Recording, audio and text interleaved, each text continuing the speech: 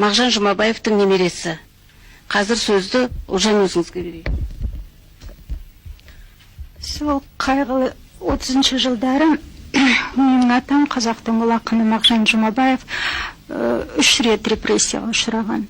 Бірінші рет 1918 жылы Омский учительский семинарияда оқып жүргенде, онда Омский учительский семинарияда ол кісімен бірге Сәкен Сейфуллин оқыған, Бейімбет Майлин оқыған, Ермек Серкебаевтың әкесі Бекмұхамбет Серкебаев бірге оқыған. Сонда біреу байдың баласы деп айтқасын апарып қамайды. Қамағанда 3 ай отырып шығады түрмеде. Сонда жас бала кезі 18-19 жастағы. Сонда шешесін сағынып, анасын сағынып, анама деген өлеңді жазады бірінші рет. Отырғанда ең алғашқы сағынып түрмеден жазған өлеңі. Екінші рет 1929 жылы репрессияға ұшырайды. Алматыдан алып кетеді Бутырка түрмесіне. Бутыркада 1-2 айдай отырғаннан кейін Салавкиға кетеді. Станция Майқопа, станция Равсель деген жерлерге. Сонда соңынан бірінші рет іздеп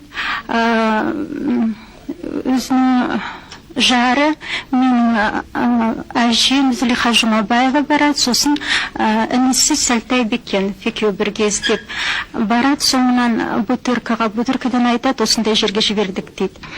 Сол кеткеннен менің әжем Зулиха Жұмабаева соңынан 14 рет барады, тамағын апарады, жағдайларын білет. Сонда жарты жыл өткен сайын тамағын апарып тұрады екен сондағы политзаключенныйларға менің әжем. Сонда сол лагерлерде жүргенде жанында көп қазақтың азаматтары болады.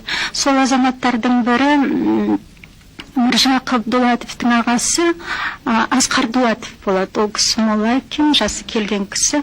Сонда менің әжем бір рет барғанда ол кісі мынандай сөз айтады. Зулиха, біз көріп отырған енді қазақтың әйелі, сен осы қазақтың ақырғы әйелі шығарсың, Зулиха.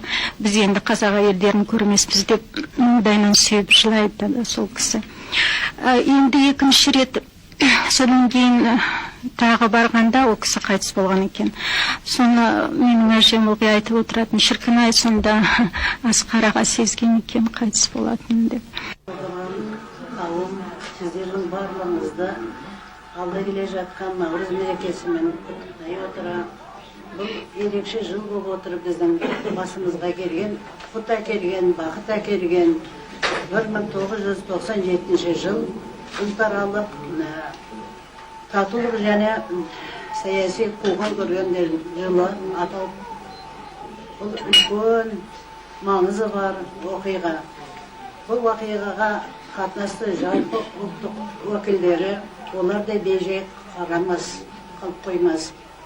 Біздің осы жыл кездесудің тұсында дастархан басында отырған кешегі репрессияға ұшыраған ағаларымыздың, аталарымыздың ұрпақтары отыр. Бұл жыл біз үшін қуанышты деймін, әрі бір жағынан мұң әкелген жыл деймін. Мұң әкелетіні біздің ойымызға өткен заманда не көрдік, қандай тұрмыста өтті біздің жас өміріміз, соның барлық көз алдынан өтіп отыр. Ал енді шүкіршілік деймін. Осындай заман туып, ата-бабаларымыздың армандаған ағаттық жолына үлкен қозғалыспен келіп, кешегі міне желтоқсан 86 жылдың өзі де соған айғағы деп мен білемін. Ал енді өмір деген өтіп жатыр, баста не кешпеді, оның барлығын айтып қысқа қайыру қиын маған.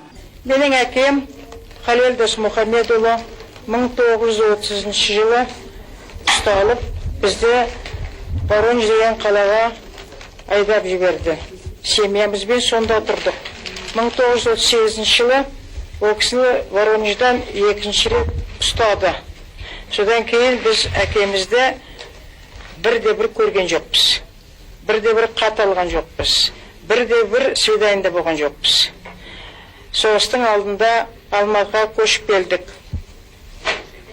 Әкеміз біздің Халел Досмұхамедов ғалым, дәрігер, профессор болатын. Дәрігер болса да, ол кісі әртүрлі салада еңбек еткен кісі болатын. Әдебиетте, филологияда, педагогияда, психологияда және басқа ғылым салаларында. Ол кісінің толып атқан шығармалары бар. Біз 1958 жылы ақталған қағазын алдық. Бірақ ол кісі туралы көп уақыт еш нәрсе жазылған жоқ.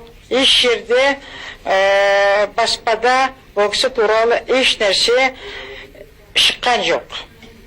Семьямызда 5 бала болатын. Әтеміздің көрген қиыншылығы былай тұрсын, ол қиыншылықтың бәрін семьяның мүшелері көрді. Біздің шешеміз Сағира өте бір ұстамдылы, ақылдыдан болатын. Ол бізді тәрбиелегенде балалар әкесі жоқ болса да оқысын, білім алсын, жұмыс істесін деп тәрбиеледі. Дарынды жазушы, ғалым, тіл маманы, дәрігер, Алаштың білімді де беделді азаматтарының бірі Қошке Кемеңгерұлының 100 жылдық мерейтойы өткен жылы Омбы жерінде аталып өтті. Қошке Кемеңгерұлынан қалған 3 тұяқ бар. Оның бір үлкені Зайра апай бүгін бізде қонақта. Менің әкем Кемеңгерұлы Қошмұхамбет 2 рет репрессияға ұшыраған. Әкемнің соңғы жылдарына тоқталып кетейін.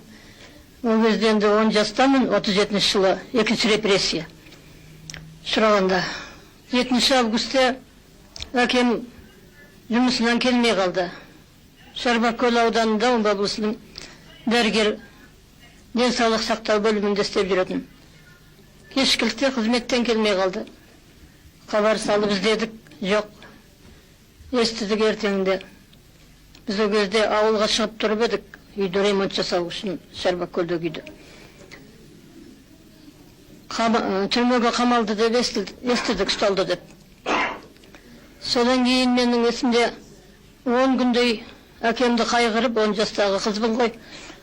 Қатты қайғырғаннан басыма ауру пайда болды. Ашаршылықта жеген құйқаның дәмі кетпейді дейді. Жақсылық істеген адамдарды ұмытуға болмайды. Біздің ағайынымыз Әлке Ташимұлы деген әкеммен немере ағай.